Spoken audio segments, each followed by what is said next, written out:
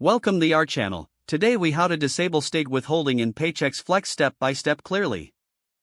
Log in to your Paychex Flex account. Once you are logged in, navigate to the Employees section in the main menu. Select the employee whose state withholding you wish to disable. In the employee profile, click on the Pay tab. Scroll down to find the Withholding section. Locate the State Withholding option. Uncheck or select None to disable state withholding. Review the information to ensure accuracy. Click the Save button to apply the changes. You will receive a confirmation message indicating the changes have been saved. Repeat these steps for any additional employees if necessary. Always ensure to review local laws and regulations regarding withholding before making changes. If the page does not load, refresh the browser or try again in a private or incognito window. Make sure you are using the correct email address, then retype it carefully to avoid small typos. If your password is not accepted, use the reset option and create a new strong password you can remember.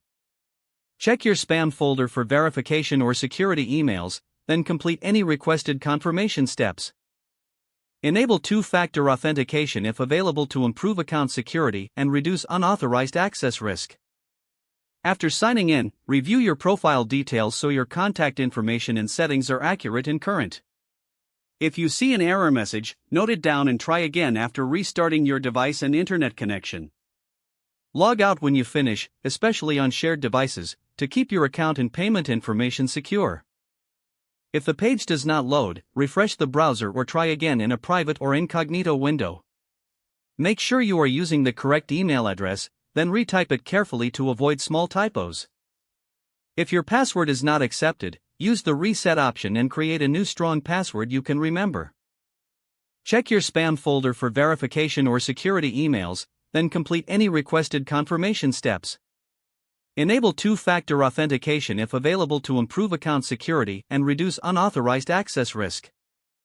After signing in, review your profile details so your contact information and settings are accurate and current.